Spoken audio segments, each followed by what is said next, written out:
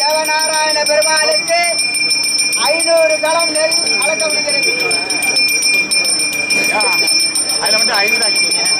என்ன கோயில்? ஈவலூர் யாதவ நாராயண பெருமாளுக்கு 1500 10,000 களம் நெல் அளக்கப்படுகிறது. கும்பாஞ்சால் கோயில்.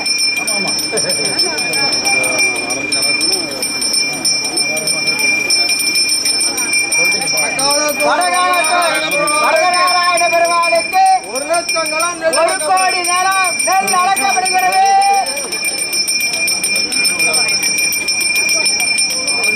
நல்ல 1 கோடி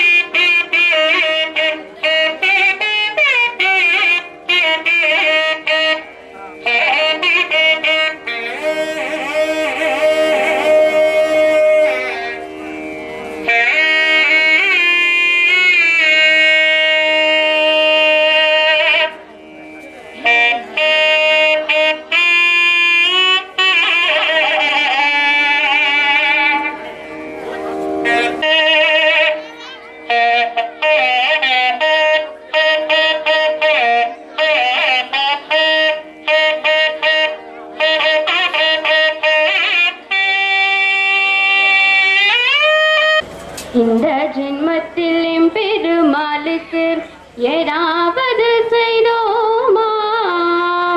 இந்த ஜென்மத்தில் எம்பெருமாளுக்கு ஏதாவது செய்தோமா? அந்தந்த ஆழ்வார்கள் பாடிய பாசுரம் பாடி கழித்தோமா? அந்தந்த ஆழ்வார்கள் பாடிய பாசுரம் பாடி கழித்தோமா? இந்த ஜென்மத்தில் எம்பெருமாளுக்கு ஏதாவது செய்தோமா? மல்லிகை முல்லை திருவாச்சி செண்பகம் செடியாய் முளைத்தோமா? மல்லிகை முல்லை இருவாச்சி செண்பகம் செடியாய் முளைத்தோமா? இந்த ஜென்மத்தில் எம்பெருமாளுக்கு ஏதாவது செய்தோமா? இந்த ஜென்மத்தில் எம்பெருமாளுக்கு ஏதாவது செய்தோமா?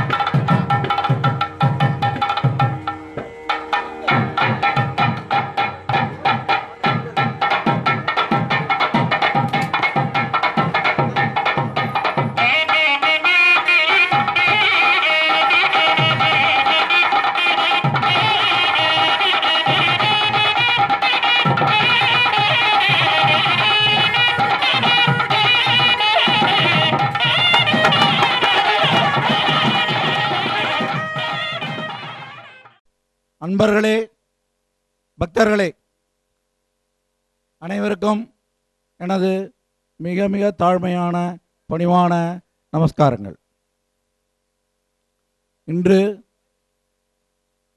நமது கிராமத்தின் பெருந்தேவி நாயிகா சமேத ஸ்ரீதேவி பூமிதேவி சமேத ஸ்ரீ வரதநாராயண பெருமாள் திருக்கோயிலின் 8வது பிரம்மோற்சவம் நடைபெற்று கொண்டிருக்கிறது.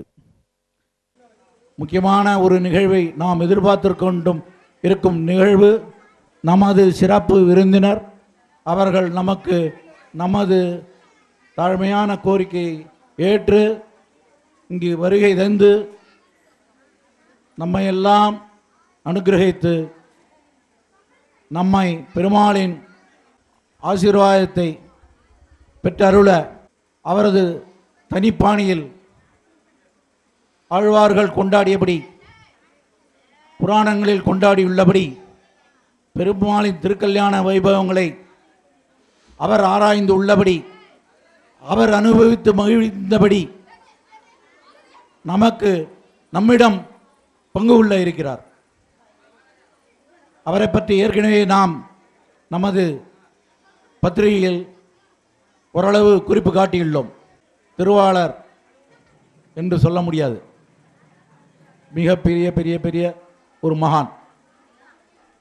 எப்படி என்றால் பிரவச்சன பாஸ்கர, அதுக்கு மேலே என்னன்னு சொல்ல போகிறேன்னா ஸ்ரீமான் டாக்டர் D.A. ஜோசப் அவர்கள் பாண்டிச்சேரியில் இருந்து தமது தேகநிலையம் ஒரு பொருட்படுத்தாது குடும்பத்தினருடன் வந்து நம்மை கௌரவித்துள்ளார்.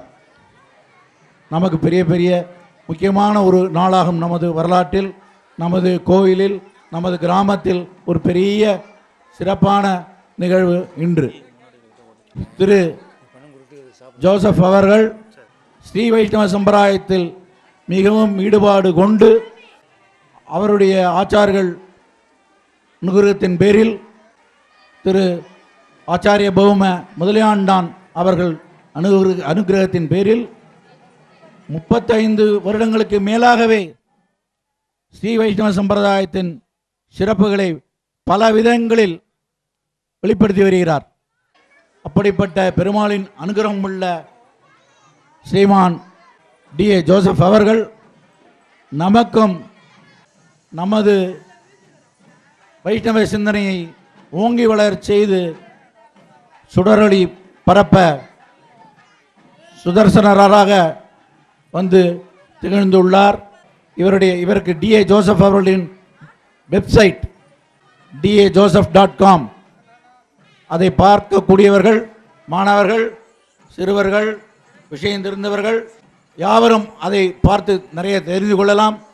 அவரை பற்றி பல ஆச்சாரியர்கள் சொல்லி இருக்கும்போது நான் சொல்லுவது சரியாக வராது. எனக்கு அந்த தகுதி இருக்கிறதா என்பது எனக்கு சந்தேகம். ஆனால் உங்களுக்கு ஒரு முகவுரையாக இதை சொல்லியுள்ளேன். இது சொல்ல சொல்ல அனுமார்வார் போல நீண்டு போயிட்டே இருக்கும். அப்படிப்பட்ட ஒரு சிறப்பு விருந்தினர்.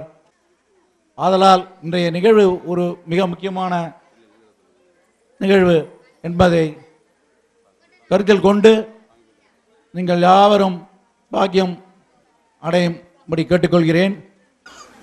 சீரராஜ் செல்வம் போல் சேர்கவே என் ஆசான் வீரராகவர்க்கு புகழ். அகலகில்லேன் இறையும் என்ற அலர்மேல் மங்கை உரை மார்பா, நிகரில் புகழாய் உலகம் ஒன்றுடையாய் என்னை ஆழ்வானே, நிகரில் அமரர் மணிக்கணங்கள் விரும்பும் திருவேங்கடத்தானே, புகழொன்றில்லா அடியேன் உன் அடிக்கீழ் அமர்ந்து புகுந்தேனே. அஸ்மத் குருப்பியோ நமக, அஸ்மத் பரமகுருப்பியோ நமக, அஸ்மத் சர்வகுருப்பியோ நமக. ஸ்ரீமதே ராமானுஜாய நமக. ஆழ்வார் எம்பெருமானார் ஜெயிர திருவடிகளே சரணம். நாகப்பட்டினம் வடகாலத்தூர் பெருமக்களுக்கு அருள் செய்யும் விதமாக எழுந்தருளியிருக்கும் ஸ்ரீதேவி பூமி தேவி ஸ்ரீ பெருந்தேவி நாயிகா சமேத ஸ்ரீ வரதநாராயண பெருமாள் கோவிலின் பிரம்மோற்சவத்தை முன்னிட்டு இங்கு கூடியிருக்கும் சேவார்த்திகளே, கிராமவாசிகளே, இந்த பெருமாளுக்கு தொண்டு செய்வதே ஜீவிய லட்சியமாக வாழ்ந்து வரும் இந்த கோவில் கைங்கரியார்த்திகளே, இந்த கோவில் விழாவை சிறப்புற நடத்தி வரும் இந்த ஊர் தலைவர் அவர்களே, உறுப்பினர்களே, உபயதாரர்களே, என்னை புதுவையிலிருந்து அழைத்து வந்து என்னை பற்றி ஒரு முன்னுரை கொடுத்த திரு பி. கோவிந்தராஜன் அவர்களே, உங்கள் அனைவருக்கும் என்னுடைய பணிவான வணக்கம். இன்றைக்கி நான் என்ன பேசணும்னு கேட்டேன். திரு பி. கோவிந்தராஜன் என்ன பேசணும்னு கேட்டேன். கிராமவாசிகள்னு சொல்கிறீங்க, நம்ம பிரமாதமாக வந்து காலேஜில் பேசுகிற மாதிரி பேச முடியாது, அவளுக்கு தெரிகிற மாதிரி பேசணுமே அப்படின்னு. அவர் சொன்னார், திருக்கல்யாணம் நடக்குது, திருக்கல்யாணத்தை பற்றி பேசுவோங்க அப்படின்னார். திருக்கல்யாணம்னு சொல்லும்போது இந்த காலத்து கல்லூரி வாலிபர்கள், இளைஞர்கள்லாம் என்ன கேட்குறாங்க, போல்டாக கேட்குறது இல்லை, குசு குசுன்னு கேட்குறாங்க. என்ன, சாமிக்கே பொண்டாட்டி தேவையா, கடவுளுக்கே மனைவி தேவையா, எனக்கு தேவை, உனக்கு தேவை, கடவுளுக்கு எதுக்கியா கல்யாணம்னு கேட்குறேன். அவங்க ரகசியமாக கேட்குறத நான் சத்தமாக கேட்குறேன். இது இன்றைக்கி சமுதாயத்திலே எல்லோரையும் எதிர்கொண்டிருக்கக்கூடிய ஒரு முக்கியமான பிரச்சனை. கடவுள் நம்பிக்கை இல்லாதவர்கள் இதை ஒரு முக்கியமான காரணமாக சொல்லி பரிகாசம் பண்ணுகிறார்கள். கடவுளுக்கு கல்யாணம் தேவையா, கடவுளுக்கு மனைவி தேவையா அப்படின்னு. இந்த இடத்துல நீங்கள் ஒரு முக்கியமான விஷயத்தை புரிஞ்சுக்கணும்.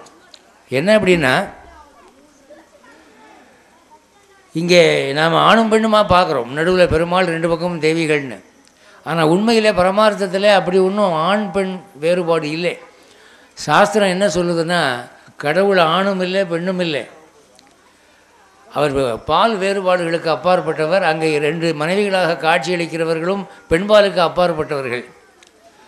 அது ஒரு தத்துவமாக சொன்னாங்க. எப்படின்னு சொன்னால், கடவுளுக்கு தொண்டு செய்கிறதுக்கு பலவிதமான பாவனை இருக்குது. தாச பாவனை இருக்குது, மித்திர பாவனை இருக்குது, ஒரு வேலைக்காரன் போல இருக்கலாம், அல்லது நண்பனை போல இருந்து தொண்டு செய்யலாம். இது எல்லாவற்றை விட சிறந்தது என்னென்னா, ஒரு மனைவி கணவனுக்கு இருக்கிற மாதிரி பாவனையில் கடவுளுக்கு தொண்டு செய்யலாம். ஏன்னா மனைவியாக இருக்கிறவ தன் சரீரத்தாலும் கடவுளுக்கு தன்னை அர்ப்பணிக்கிறாள். அந்த பாவனையை காட்டுறதுக்கு தான் மனைவிகள்னு சொன்னாங்க.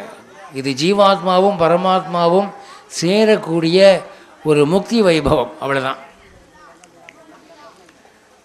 அவர் எனக்கு முன்னே பேசியவர் சொன்னார் ஆழ்வார்களை பற்றி.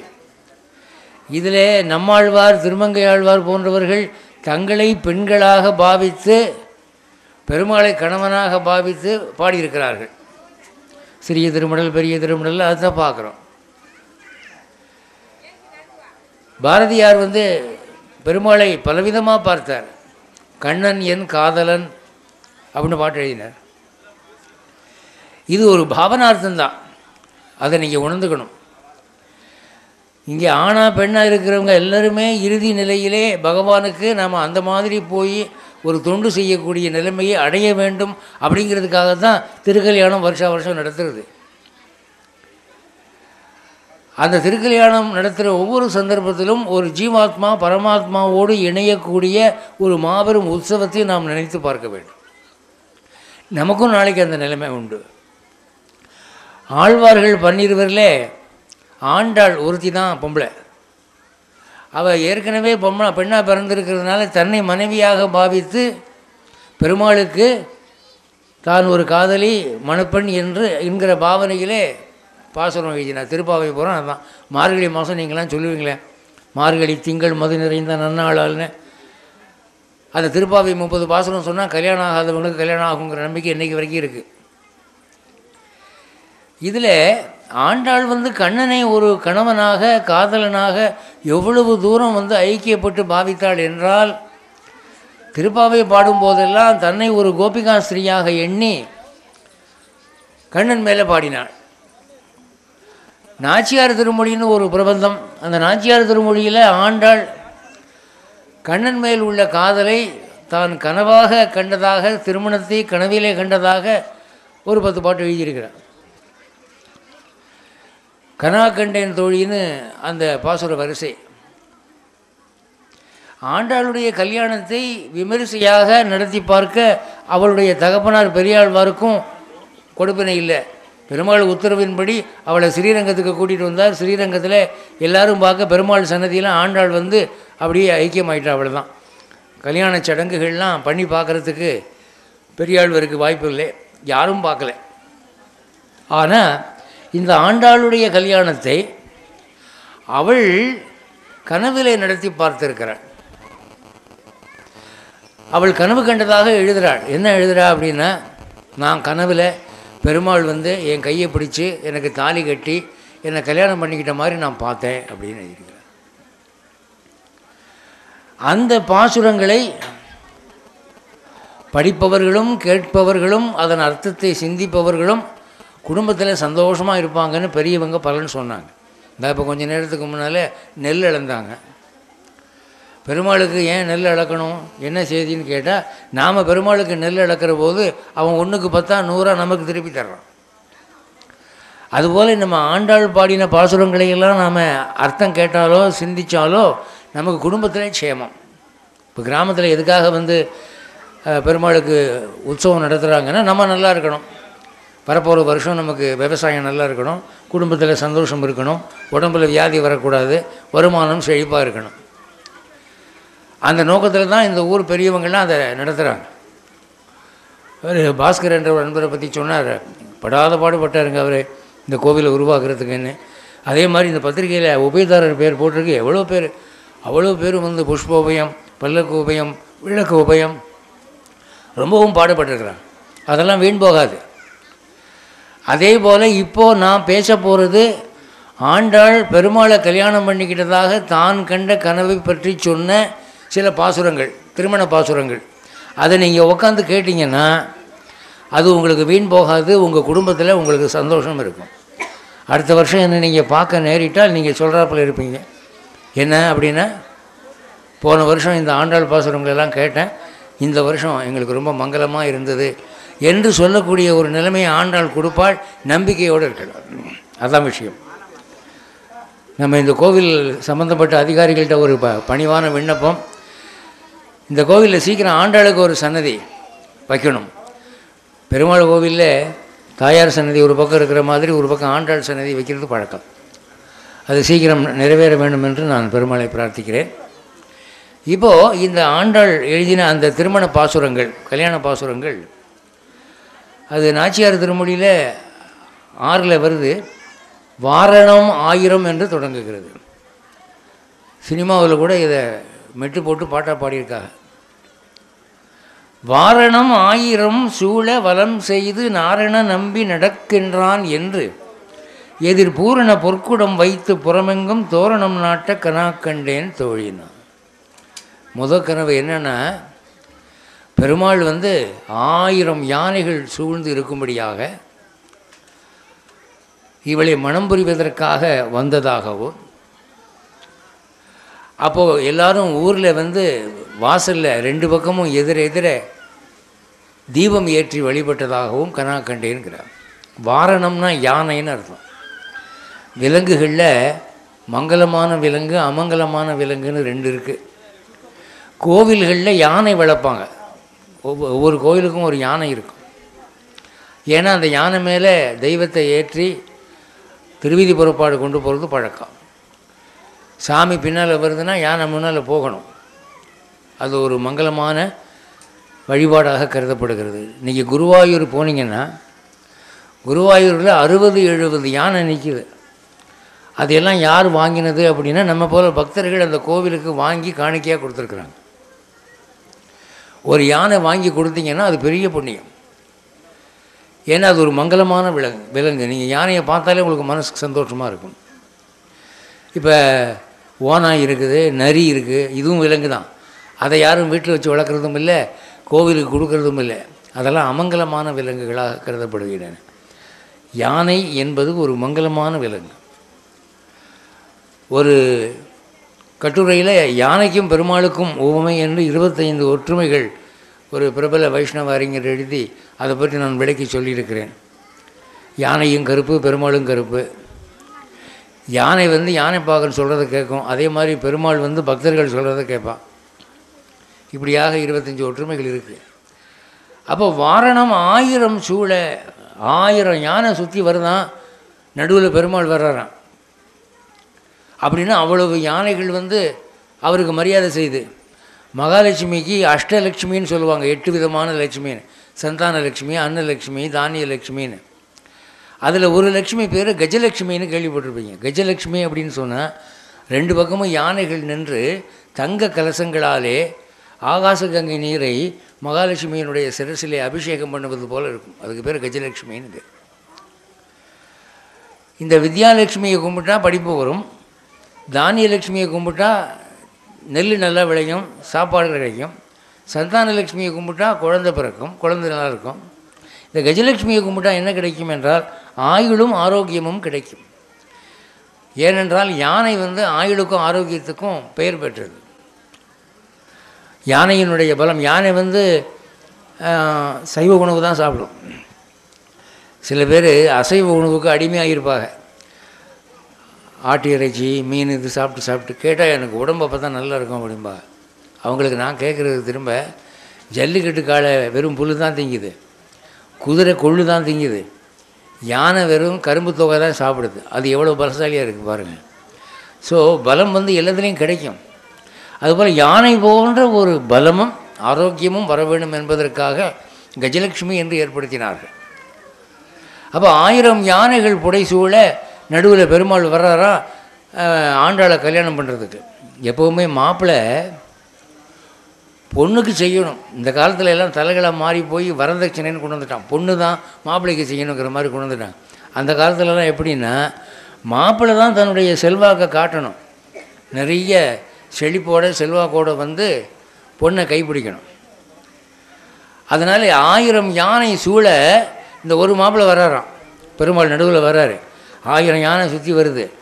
அது வரும்போது வீடுகளில் பார்த்தா வாசலில் 2 தீபங்கள் ஏற்றி வரவேற்கிறார்கள்.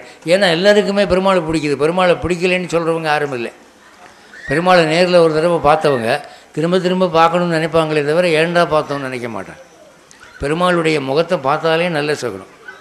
இப்போ இங்கே பெருமாளை ஏழை பண்ணுறாங்க, அங்கே பிராட்டி ஏழை பண்ணுறாங்கன்னா அந்த உருவத்தை பார்த்தாலே உங்கள் பாவங்கள் போகும், கெட்ட சகுனங்கள் விலகும், அது நல்ல சகுனம்னு சொல்லியிருக்கு.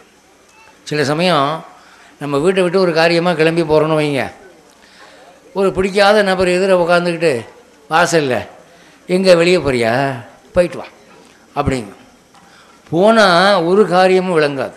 நம்ம யாரை பார்க்குறதுக்குன்னு போனோமோ அந்த ஆளுங்க இருக்க மாட்டாங்க, அல்லது நம்ம என்ன நினச்சி போகிறோமோ அந்த காரியம் நடக்காது. மகா தோல்வியோட மனசு ஒடிஞ்சு திரும்பி வீட்டுக்கு வரும்போது அதே நபர் வாசலில் உக்காந்துக்கிட்டு என்ன போன காரியம் முடிஞ்சுதான்னு கேட்கும். நமக்கு எப்படி இருக்கும்? வாயை மூடு, மூஞ்சி முகரையும் பாரு அப்படிங்கிறப்ப.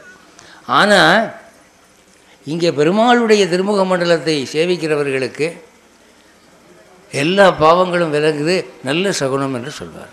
வருஷம் ஒரு நாள் இப்படி உட்காந்து எல்லாருமா கூடி, இப்போ எல்லா நாளும் இப்படி உட்கார போகிறதில்ல, பிரம்மோற்சவத்துக்கு தான் உட்கார போகிறோம்.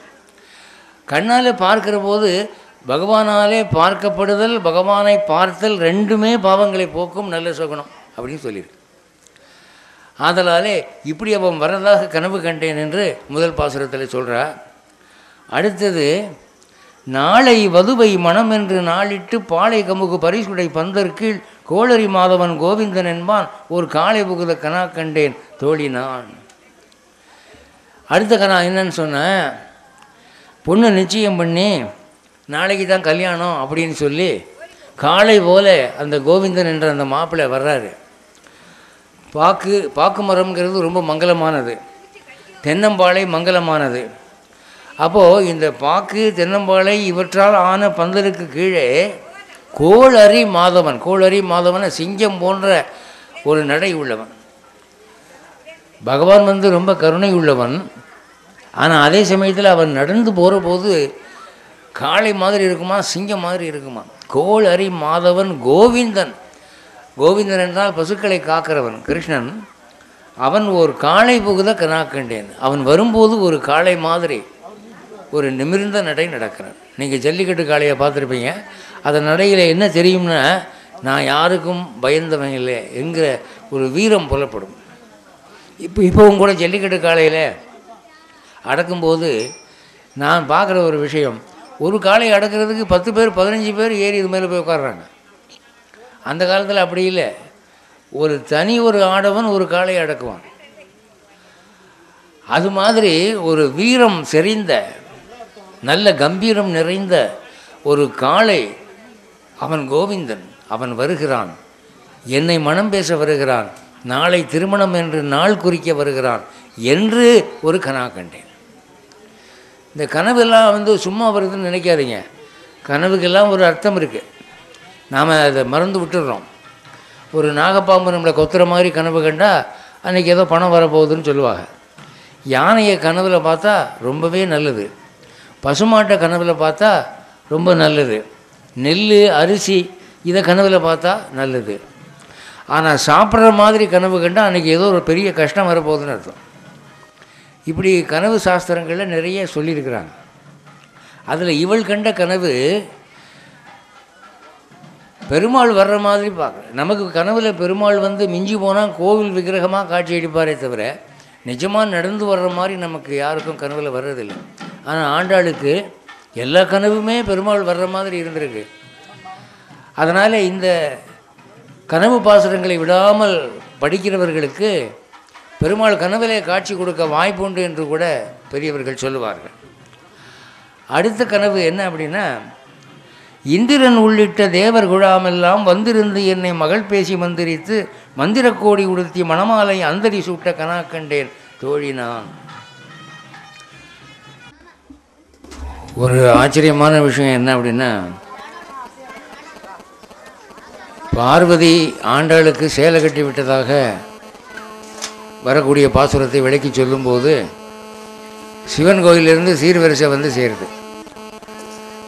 சைவத்திலையும் வைணவத்திலையும் ஒரு சுவாரஸ்யமான விஷயம் என்னென்னா, பெருமாளுக்கும் பார்வதிக்கும் சகோதர சகோதரி உறவு உண்டு. அதை தான் இங்கே ஆண்டாள் சொல்கிற, நாத்தனார் முறைமைப்படி எனக்கு ஒரு புனிதமான கூரை சேலை அவள் பார்வதி உடுத்தினதாக நான் கனவு கண்டேன்கிறார். எப்படியா, இந்திரன் உள்ளிட்ட தேவர் குழாம் எல்லாம் 33 கோடி தேவர்களும் வந்திருந்து என்னை மகள் பேசி எல்லாம் பெருமாளுக்கு ஆண்டாளை பெண் கொடுக்கும்படி பெண் கேட்கிறார்கள்.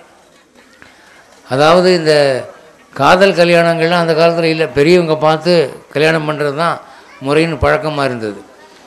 பெண்ணை பெற்றவர்களிடம் மாப்பிள்ளை வீட்டுக்காரங்க பெண்ணை கேட்பாங்க, இந்த பெண்ணை கொடுப்பீங்களான்னு கேட்பாங்க. அப்போது பெரியவங்களுடைய சம்மதத்தின்படி தான் கல்யாணம் நடக்கும். அதன்படி இங்கே இந்திரன் முதலிய 33 கோடி தேவர்களும் வந்து ஆண்டாளை பெண் கேட்கிறார்களாம். பெருமாளுக்கு வந்து இருந்து என்னை மகள் பேசி மந்திரித்துன்னா மந்திரம் என்றால் ஆலோசனை, பேசுறது, யோசனைகள். மந்திர கோடி உடுத்தி, கூரைச்சேலைன்னு சொல்லுவாங்க. கல்யாணத்தப்ப நாத்தனார் கட்டி விடுற சேலை ஒன்று, கூரைச்சேலை. அதை வந்து அதுக்கு புனிதமான மந்திரங்கள் சொல்லி நீ தீர்க்க சுமங்கலியாக இருக்கணும்னு சொல்லி அவள் சேலை கட்டிப்படணும். நாத்தனார் தான் கட்டிப்படணும். இவளுக்கு சேலை கட்ட தெரியாதுன்னு இல்லை, அது இந்த நாட்டில் உள்ள பழக்கம். அதில் ஒரு விஷயமும் உண்டு. கல்யாணம் பண்ண போகிற போது இந்த பொண்ணு அந்த வீட்டில் தானே வாழ போகிறா, புகுந்த வீட்டில். அப்போ எல்லாரையும் அட்ஜஸ்ட் பண்ணிக்கணும்ல. அப்போ நாத்தனாருக்கு ஒரு போஸ்ட் கொடுக்கணும், நீ தான் எனக்கு சேலை கட்டி விடணும் அப்படின்னு. அப்போ நாத்தனாருக்கு வந்து மனசு ஜில்லுன்னு ஆகிடும். சும்மா இருந்தாலே வந்து நாத்தனாருக்கு ஏதாவது குறை சொல்லிக்கிட்டே இருக்கணும். வந்தா பாரு இவன் நம்ம வீட்டுக்கு, இப்போ வந்த நாள்லேருந்து ஒன்றுமே விளங்கலை, ஏதாவது சொல்லிக்கிட்டு இருப்பான். அதனால் முதல்ல நாத்தனார் தான் சைஸ் பண்ணணும். ஆகவே நாத்தனார்கிட்ட சொல்லி நீ தான் எனக்கு சேலை கட்டி விடணும் அப்படின்னு சொல்கிறாளாம் ஆண்டாள். அதனால் அவள் வந்து அந்தரி என்றால் இங்கே பார்வதி. மணமாலை அந்தரி சூட்ட கனா கண்டேன், மந்திர கோடி உடுத்தி மணமாலை. கல்யாணத்தில் மாலைகள் மாற்றுவார்கள், அந்த மாலையை இவள் சூட்டி விடுறாளாம். கனா கண்டேன் தோழினான், அது 3வது பாசுரம். அடுத்து 4வது, நாற்றிசை தீர்த்தம் குணர்ந்து நனி நல்கி பார்ப்பன சிட்டர்கள் பல்லாரோடு எடுத்தேத்தி பூப்புனை கண்ணி புனிதனோடு எந்தன்னை காப்பு நான் கட்ட கனா கண்டேன் தோழி. 4 திசை தீர்த்தம். இந்தியாவில் எத்தனையோ புனிதமான நதிகள் இருக்கின்றன. கங்கை இருக்குது, பிரம்மபுத்திரா இருக்குது, காவிரி இருக்குது, கோதாவரி இருக்குது. இந்த எல்லா தீர்த்தங்களையும் கொண்டு வந்து அந்த கல்யாணத்தில் மாப்பிள்ளை பொண்ணுக்கு அபிஷேகம் பண்ணுறாங்களாம், தெளிக்கிறாங்களாம். நாற்றிசை தீர்த்தம் குணர்ந்து நனி நல்கி பார்ப்பன சிட்டர்கள்னால் வேதம் கற்ற பிராமணர்கள். சிஸ்டர்கள்ங்கிற வார்த்தை சிட்டர்கள்னு வருது. அதாவது வேதத்தை முறைப்படி படித்தவர்கள், மனப்பாடமாய் மந்திரம் சொல்லக்கூடியவர்கள், உச்சரிப்பு பிசகாமல் மந்திரம் சொல்லக்கூடியவர்கள். அவங்க வந்து மந்திரம் சொன்னால் அப்படியே பலிக்கும். தசரதன் வந்து தனக்கு குழந்தை இல்லைன்னு சொல்லி இந்த வேதம் கற்ற பிராமணர்களை வைத்து ஒரு யாகம் பண்ணினா, அப்போ அந்த யாகத்திலேயே ஒரு தெய்வம் தோன்றி இந்த பாயசத்தை பருகினால் பிள்ளை பிறக்கும் என்று சொன்னதான்.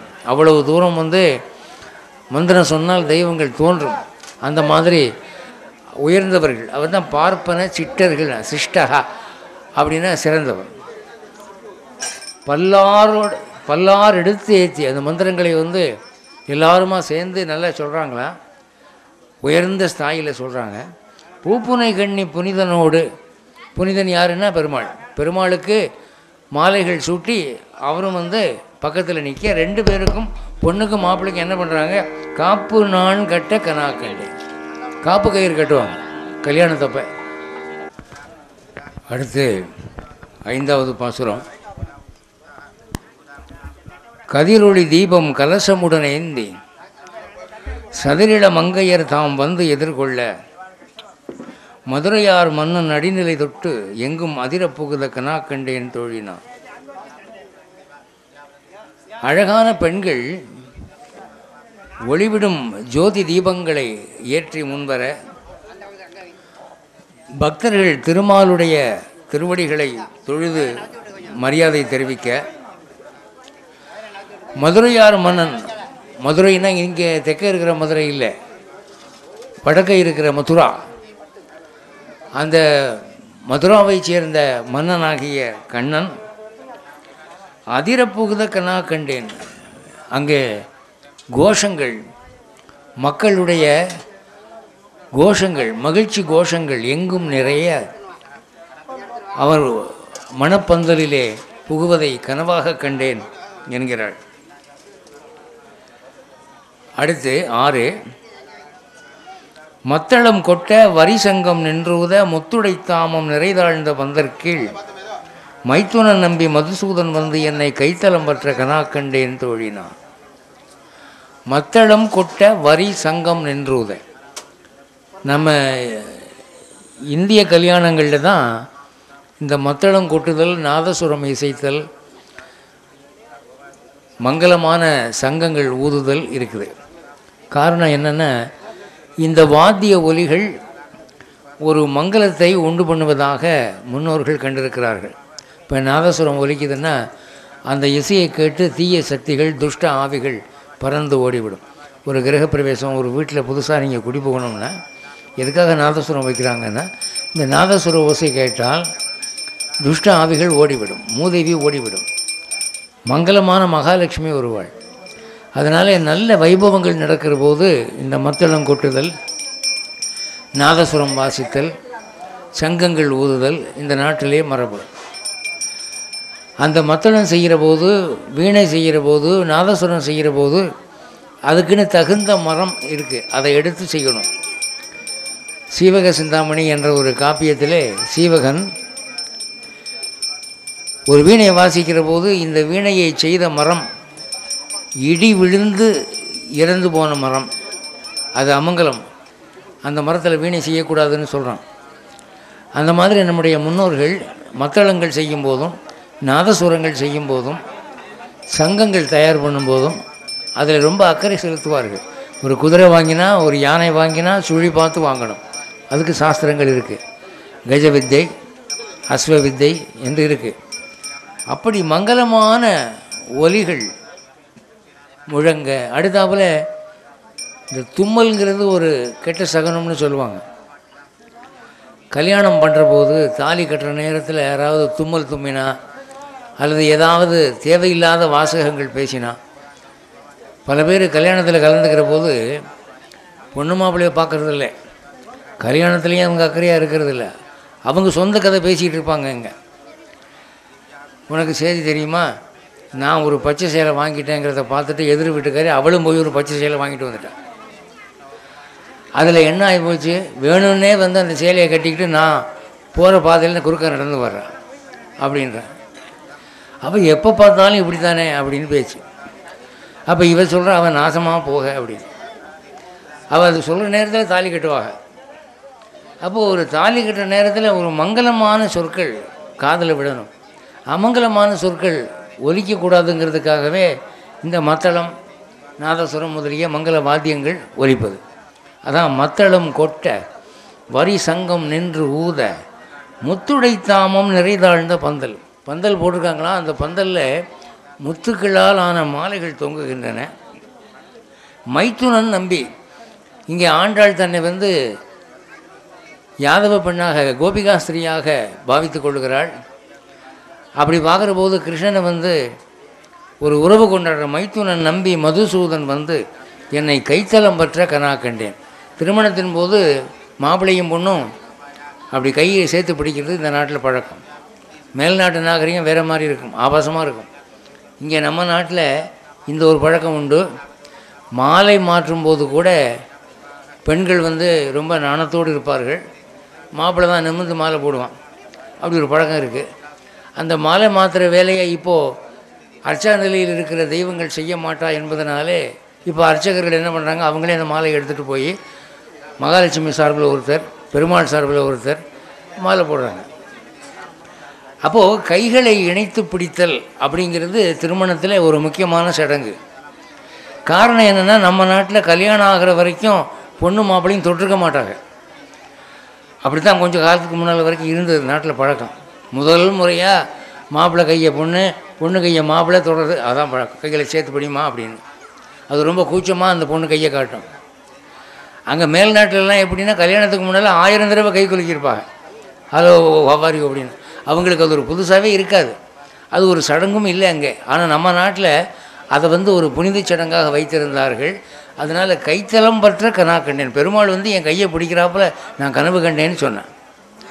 இப்போ இதை கொண்டு போய் மேல்நாட்டில் வாசிச்சிங்கன்னா, இது என்னையா அதுக்கு ஒரு ஆம்பளை பொம்பளை கையை பிடிச்சா ஒரு பெருசாக, இதை போய் கணவர் பார்த்துட்டாலும் அவன், அதுக்கு ஒரு பாட்டு வேறையா, நாங்கள் தான் 1000 பொண்ணை கை பிடிக்கிறோம் அப்படின்னு சொல்லுவாங்க அவங்க. இங்கே நம்ம நாட்டில் ஒரு பொண்ணுடைய கையை பிடிக்கிறதுங்கிறதுல ஏகப்பட்ட அர்த்தம் இருக்குது.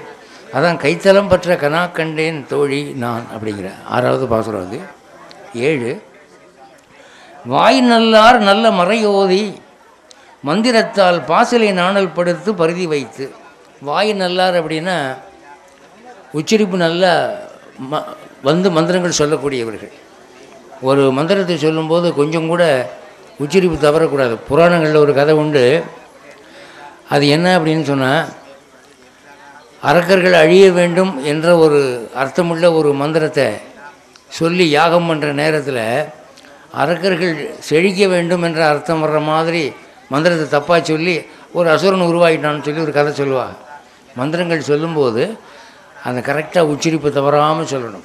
அதான் வாய் நல்லார். அடுத்து அவங்க ஒரு வாழ்த்து சொன்னாங்கன்னா பலிக்கும். அவங்க வாயால் ஒரு நல்ல வாக்கு சொல்லி நீ நல்லா இருப்பப்போ, உனக்கு விவசாயம் நல்லா இருக்கும், இந்த வருஷம் உன் பிள்ளை குட்டியெல்லாம் பெருகும் அப்படின்னு சொன்னாங்கன்னா அது பலிக்கும். அதுதான் வாய் நல்லார். அப்படி மந்திரத்திலே வல்லவர்கள் வாய் நல்லார். நல்ல மறை ஓதி, மறையில் அதர்வண வேதம்னு ஒன்று இருக்குது. அதர்வண வேதத்தில் எதிரிகள் அழியக்கூடிய மந்திரம் இருக்கும். அப்படி இல்லாமல் நல்ல மறைங்கிறார். மங்களங்கள் பெருகக்கூடிய மந்திரங்கள். திருமணத்தில் பொண்ணு மாப்பிளையும் செழிப்பாக இருக்கணுங்கிறதுக்கான மந்திரங்கள். மந்திரத்தால் பாசிலை நாடல், பசுமையான நாடலை வைத்து படுத்து பருதி வைத்து, பருதினா சமித்துக்கள், அங்கே பார்க்குறீங்களா, அதான் சமித்துக்கள். யாகம் பண்ணும்போது சமித்துக்கள் வச்சுருப்பாங்க. அது காய்ச்சின மாகளிரன் நான் என் கைப்பற்றி தீவலம் செய்ய கனா கண்டேன். கல்யாணம் ஆன உடனே பொண்ணுடைய சேலையும் மாப்பிள்ளையுடைய வேஷ்டியும் முடித்து போட்டு 2 பேரும் கை கோர்த்து யாகம் வளர்த்து அந்த நெருப்பை சுற்றி வருவாங்க. 7 அடி வரணும். அப்போ தான் இந்து கல்யாணம் பூர்த்தியானதாக சட்டம் சொல்லுது. மனுஸ்மிருதியிலையும் இப்படி பார்க்குறோம் நம்ம. அப்போது பெருமாள் என் கையை பிடிச்சி அக்னி வலம் வந்ததாக நான் கனவு கண்டேன் அப்படின்னு சொல்கிறேன். அதாவது நம்ம பகலில் எதை ரொம்ப நினைக்கிறோமோ அதான் ராத்திரி கனவில் வரும். இப்போது நம்ம காலேஜ் ஸ்டூடெண்ட்ஸ் எல்லாம் உனக்கு என்னப்பா கனவு வந்துச்சுன்னு கேட்டால், லேட்டஸ்ட்டு சினிமா ஆக்ட்ரஸ் யாரோ பேரை சொல்லுவோம், அவள் வந்தாப்பா நேற்று அப்படி. ஏன்னா பகல் பூரா அவளையும் நினச்சிட்டு உட்காந்துருக்கான், அது ராத்திரியில் வருது. இங்கே ஆண்டாளுக்கு பெருமாள் கனவில் வர்றாருன்னா அவளுக்கு பகலில் பூரா சிந்தனை பெருமாள் சிந்தனையாக தான் இருக்குது. அதனால் கனவில் அப்படி வருது அவளுக்கு. அப்போ அந்த மாதிரி கனவு கண்டேன் என்கிறார். பல பேருக்கு கெட்ட கனவெல்லாம் வரும். சில பேர் சொல்லுவாங்க, எனக்கு எப்போவுமே நல்ல கனவு வர்றதில்லைங்க, எல்லாமே கெட்ட கனவு தான் வருது. கனவு கண்டு மறுநாள் தாத்தா பாட்டிக்கிட்ட இந்த கனவுக்கு என்ன அர்த்தம்னு கேட்டால் ஒன்று கூட உருப்படியாக சொல்ல மாட்டேங்கிறாங்க. நான் கண்ட கனவுக்கு எல்லாம் நாசமாக போகுதுன்னு வருது பலன். நான் என்ன பண்ணுறது அப்படின்னா, இந்த பாசுரங்களை படித்தால், அர்த்தம் கேட்டால், சொன்னால் உங்களுக்கு நல்ல கனவு வரும். அதனால் ராத்திரி படுக்க போகிற போது வழக்கமாக கெட்ட கனவு வர்றவங்க இதை படிச்சுட்டு போனால் நல்ல கனவு வரும். அதான் தீவலம் செய்ய கனா கண்டேன். அது 7. 8 இம்மைக்கும் 7 பிறவிக்கும் பற்றாவான். பெருமாளை பற்றி சொல்லும்போது நமக்கு கார்டியன், பாதுகாவலன். இப்போ மட்டுமல்ல, 7 பிறவிக்கும் அவன் தான். சிற்றஞ்சிறுகாலே உன்னை சேவித்து என்ற ஒரு பாசுரத்தில் இற்றைக்கும் 7 பிறவிக்கும் உந்தன்னோடு உற்றோமே ஆவோம், உனக்கே நாம் ஆட்செய்வோம் என்று பாடுறார். அடுத்த ஜென்மம் மட்டும் இல்லை, 7 ஜென்மமும் நான் உனக்கு தான் தாசியாக இருக்கணும் அப்படின்னு கேட்பேன். இப்போ காதலர்கள்லாம் பேசிக்குவாங்க, அடுத்த ஜென்மத்திலையும் நாம் தான் புருஷன் பொண்டாட்டியாக இருக்கணும். இதெல்லாம் எப்போன்னா கல்யாணமாகி ஒரு 3 மாதம் வரைக்கும். கல்யாணமாகி 2 வருஷம் ஆயுதுன்னு வச்சுக்கோங்க, அடுத்த ஜென்மமாவது உன் மூஞ்சில் நான் முழிக்காமல் இருக்கணும், அதான் நான் சாமிகிட்ட கேட்குறது அப்படின்னு சொல்லி பேசிக்குவாங்க. ஆனால் இவன் என்ன சொல்கிற, ஆண்டாள் 7 ஜென்மமானாலும் சரி எனக்கு நீ தான் கணவனாக வரணும், நான் தான் உனக்கு மனைவியாக வரணும், நம்ம இணைபிரியாமல் வாழணும் அப்படின்னு சொல்லி அவங்க ஜென்ம கணக்கில் அவள் ஆசைப்படுறான். அதுதான் இங்கே சொல்கிற, இம்மைக்கும் 7 பிறவிக்கும் பற்றாவான்.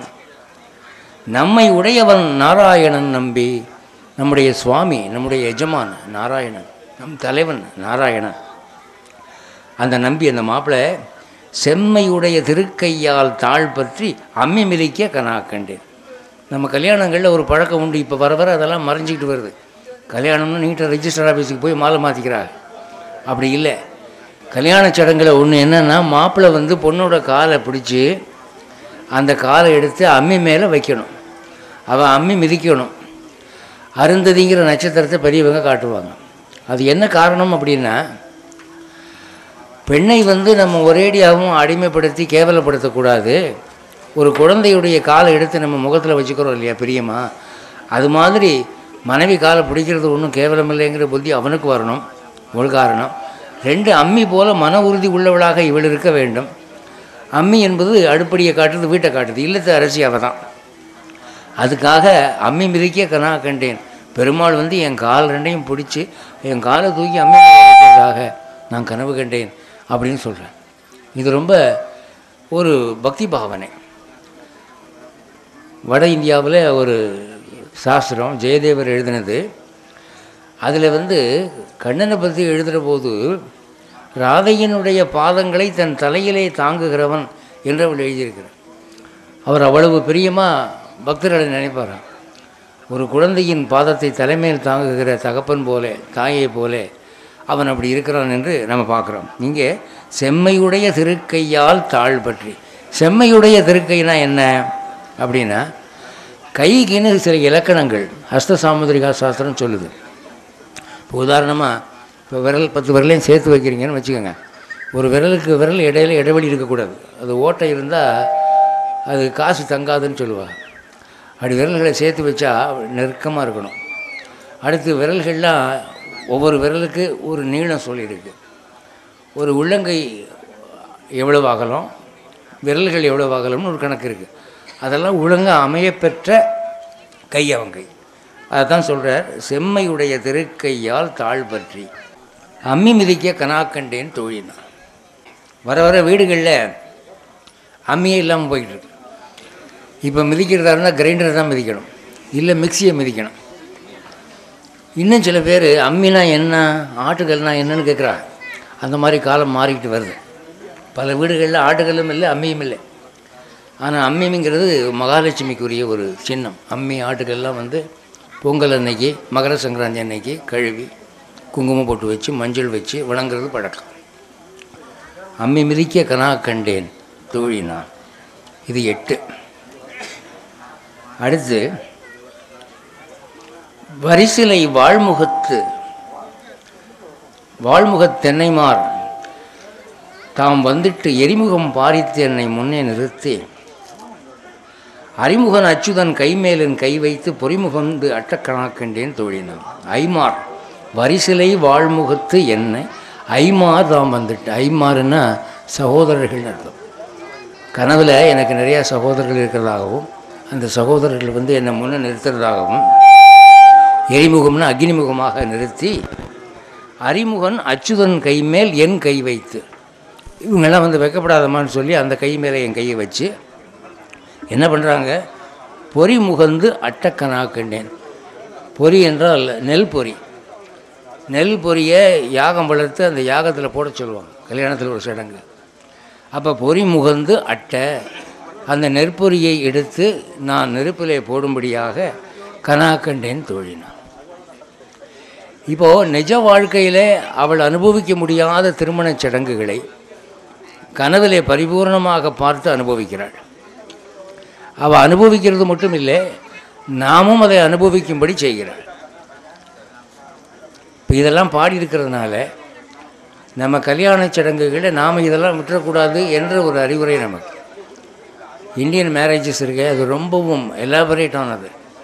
ஒரு முறை வெள்ளைக்காரங்க வந்து கீழ் திருப்பதிக்கு வந்துருந்தாங்களாம். கீழ் திருப்பதியில் ஒரு வைபவம் வருஷம் நடக்கும். தாயார் சன்னதிக்கு பெருமாள் போவார், தோளுக்கு ஞானத்தை தூக்கிட்டு போவாங்க. ஒரு உள்ளே வரும்போது தாயார் சன்னதியுடைய கதவை டகார்னு மூடிடுவாங்க, அவங்க வரக்கூடாது அப்படின்னு. என்ன அப்படின்னு சொன்னால், நேற்று யாரோ ஒரு பொண்ணு வீட்டுக்கு நீ போயிட்ட அப்படின்னு தாயார் கோச்சிக்கிட்ட மாதிரியும், அதனால் கதவை சாத்துறதாகவும், அதுக்கப்புறம் பெருமாள் வந்து கச்சல் பண்ணுற மாதிரியும் ஒரு வைபவம். அது மாதிரி இந்த இந்திய கல்யாணங்கள்ங்கிறது ரொம்ப விமரிசையாக, கால விளம்பமாக நெடுநேரம் நடக்கும். ஒரு காலத்தில் 5 நாள்லாம் கல்யாணம் பண்ணுவாங்க. நம்ம பெரியவங்க சொல்லுவாங்க, எங்களுக்காக கல்யாணம் 5 நாள் நடந்துச்சுன்னு. இப்போ ஒன்றுமில்லை, இப்போ பெருமாள் திருக்கல்யாணம் எவ்வளோ விமரிசையாக நடக்குது. சீர்வரிசை கொண்டு வர்றது, மாலை மாற்றுறது, எவ்வளவு சடங்குகள். அதுபோல் இங்கே சொல்கிற பொறிமுகந்து அட்ட கனா கண்டேன், நெற்பொறியை நெருப்பிலே போடும்படியாக நான் கனவு கண்டேன். அடுத்தது குங்குமம் அப்பி குளிர் சாந்தம் மட்டித்து மங்கள வீதி வலம் செய்து மணநீர் அங்கு அவனோடும் உடன் சென்று அங்கு ஆனை மஞ்சனமாட்ட கனா கண்டேன் தோழினான். அடுத்த கனவு என்னென்னா, கல்யாண மாப்பிள்ளைக்கு குங்குமம் சந்தனம் தடவுறாங்க, பெண்ணுக்கும் சரி மாப்பிள்ளைக்கும் சரி. இந்த குங்குமம் என்பதும் சந்தனம் என்பதும் மங்கள பொருள்கள். அதாவது குளிக்காமல் குங்குமம் வைக்கக்கூடாது, குளிக்காமல் சந்தனம் பூசக்கூடாதுன்னு சொல்லுவாங்க. இந்த சந்தனமும் மஞ்சளும் குங்குமமும் தெய்வீகமான வஸ்துக்கள். இவை இருக்கிற இடத்துல துஷ்ட ஆவிகள் பேய் பிசாசு வராது. அதனால் திருமணம் என்ற மங்கள சடங்கிலே இவை இடம்பெற வேண்டும். அதனால் என்ன பண்ணுறாங்க, குங்குமம் அப்பி குங்குமத்தை தடவி குளிர் சாந்தம், சாந்தம்னா சந்தனம் மட்டித்து மங்கள வீதி வலம் செய்து கோவில் பிராகாரங்கள் எல்லாம் வலம் வந்து மணநீர் அங்கு அவனோடும் உடன் சென்று. அப்போது மாப்பிள்ளை கூட இவளும் போய் அங்கு யானை மேல் மஞ்சனமாட்ட கனா கண்டேன். யானை மேலே உட்கார வச்சு திருமஞ்சனம் பண்ணுறாங்க. இப்படி ஒரு கனவு கண்டேன் என்கிறார். ஒரு யானையை கனவில் பார்த்தாலே நல்லது, யானை மேலே ஏறி உட்காரதா கனவு பார்க்குறது இன்னமும் நல்லது. ஆனால் இவளுக்கு யானை மேலே உட்கார வச்சு திருமஞ்சனம் பண்ணதாக கனவு கண்டிருக்கிறார். இலங்கையிலே சீதையை ராட்சசிகள் துன்புறுத்துகிறார்கள், நீ ராவணனை கட்டிக்கோ அப்படின்னு இம்சை பண்ணுறாங்க. அப்போ திரிஜடை என்றொருத்தி விபீஷணனுடைய மகள், அவள் என்ன சொல்கிறா, ஏ ராட்சசிகளே, நீங்கள்லாம் பயமுறுத்துறீங்க அவளை ராவணனை மணந்து கொள்ளும்படி, உங்கள் ஆசை நடக்காது. அவள் சம்மதிக்கவில்லை என்றால் அவளை கொன்று பிடுங்கி தின்பதாகவும் மிரட்டுகிறீர்கள், அதுவும் நடக்காது. ஏன்னா நேற்று நான் ஒரு கனவு பார்த்தேன், அந்த கனவில் ஒரு யானை மேலே இவ ஏறி சந்திரனை தொடர்றதாக கனவு கண்டேன் அப்படின்னு சொல்ல. யானை மேலே ஏறி உட்கார்ந்துருக்கிறதாக கனவு கண்டா ரொம்ப பெரிய உயர்வு வாழ்க்கையில் நடக்கும்னு சொல்லியிருக்கு. இவளுக்கு கனவில் யானை மேலே இவளை ஏற்றி திருமஞ்சனமாட்ட கனவு கண்டாளாம். அதை சொல்கிறார். அதை தன் தோழியிடம் பகிர்ந்து கொள்வதாக அவள் பாசுரம் எழுதியிருக்கிறாள். இந்த பாசுரங்களையெல்லாம் சொல்லுகிறவர்கள் அதை உணர்ந்து ரசித்து அனுபவித்து சொல்லணுங்கிறதுக்காகத்தான் நான் இப்படி வார்த்தை வார்த்தையாக பிரித்து அர்த்தம் சொல்லிகிட்டு இருக்கிறேன். இப்போ நான் சொன்னது இது 10வது பாசுரம். ஆண்டாள் தான் கண்ட திருமண கனவு 10 பாசுரங்களில் அடங்கும்படி பாடிட்டு 11வது பாசுரமாக இந்த பாசுரங்களை சொன்னாலோ கேட்டாலோ என்ன பலன் அப்படின்னு சொல்கிறேன். என்ன பலனா, ஆயனுக்காக தான் கண்ட கனாவினை வேயர்புகள் வில்லிபுத்தூர்கோன் கோதை சொல் தூய தமிழ்மாற ஈரைந்தும் வல்லவர் வாயும் நன் மக்களை பெற்று மகிழ்வரே. இந்த 10 பாட்டையும் கேட்டவங்க, சொன்னவங்க, அர்த்தம் புரிஞ்சுக்கிட்டவங்க குடும்பத்தோடு பிள்ளைக்குட்டியோடு நல்லா இருப்பாங்க, சந்தோஷமாக இருப்பாங்க. அப்படிங்கிற மகிழ்ச்சி, உண்மையான மகிழ்ச்சி எதில் இருக்குதுன்னா குடும்பத்தோடு சந்தோஷமாக இருக்கிறது தான். நம்மை அன்போடு நேசிக்கிற கணவன் மனைவி பிள்ளைகள் அனைவரும் சேர்ந்து ஒன்றா சாப்பிட்றது இருக்க, பேசி சிரிக்கிறது இருக்க, அதுதான் பெரிய மகிழ்ச்சி. அதை விட சும்மா மனைவி அடித்து விரட்டிட்டு பிள்ளைகளை உதச்சி விரட்டி விட்டு வெறும் தான் மட்டும் உட்காந்து பணமாக அடிக்கி பார்க்குறதில்ல, அதில் ஒன்றும் சந்தோஷம் இல்லை. உண்மையான மகிழ்ச்சி குடும்பத்தோடு சேர்ந்து வாழ்தெல்லாம் இருக்குது. அதனால் உங்கள் குடும்பம் இணை பிரியாமல் சந்தோஷமாக நல்லா இருக்கணும்னா இந்த 10 பாசுரங்களை கேளுங்க, சொல்லுங்கன்ற. நாச்சியார் திருமொழிங்கிறது 4000 இருக்குது. உங்களுக்கு புஸ்தக கடைகளில் கிடைக்கும். நீங்கள் அடுத்தாப்பில் இந்த வாரணம் ஆயிரம்னு ஆரம்பிக்கிற அந்த 10 பாட்டு வேணும்னு கேட்டிங்கன்னா புஸ்தக கடைகளில் கொடுப்பாங்க. அதை வாங்கி டெய்லி ஒரு தடவை படிங்க. அப்படி படிச்சிங்கன்னா பெண்கள் விதவைகளாக மாட்டார்கள், கணவன்மார்கள் பிரிந்து போக மாட்டார்கள், மலடு ஏற்படாது, பிள்ளைகளுக்குள்ளே சண்டை வராது, குடும்பம் ஒற்றுமையாக இருக்கும். நண்பர்களே, நமது கண் முன்பாக திரு ஆண்டாள் கல்யாணம் வாரணமாயிரம் என்கிற பாசுரப்படி அந்த வைபவத்தை இந்த திருக்கல்யாண உற்சவத்தில் நமக்கு முன் நிறுத்திய சிறப்பு விருந்தினர் அவர்கள் ஆண்டாள் பாசுரத்தை முடிக்கும் பொழுது குடும்பத்துடன் இருந்து மகிழ்வோம் என்று ஆசி அளித்துள்ளபடி அவரும் இந்த திருக்கல்யாண உற்சவத்திற்கு இங்கு தனது குடும்பத்தினருடன் எழுந்தருளி நமக்கு அருளுரை ஆற்றியுள்ளார்கள். அப்படிப்பட்ட அவர்களுடைய 60வது கல்யாண உற்சவத்தை நாம் கண்டு மகிழவில்லை என்றாலும் இங்கு அவர்கள் மாலை அணிவித்து அவர்களுடைய அந்த வைபவம் எப்படி நடந்திருக்கும் என்பதை நாம் கண்ணில் முன்னின்று கண்டு மகிழ்ச்சி அடையலாம்.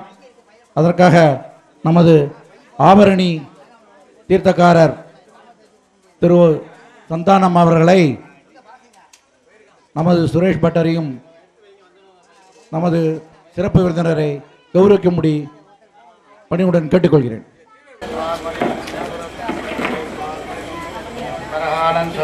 தேர்மணிபாடல் விபத்தும் வல்லவர் நீர்மணி வையத்துள் நீடு நிற்பார்களே. கொஞ்சம் கை தட்டுமா.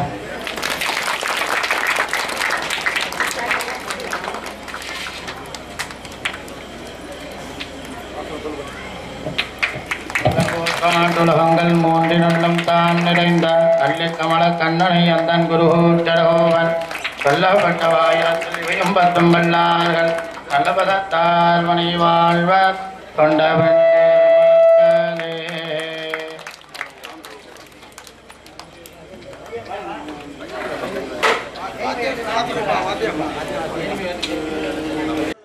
தற்போது நமது கிராம தலைவர் திரு பாஸ்கர் அவர்கள் நமது சிறப்பு விருந்தினரை கௌரவிப்பார்.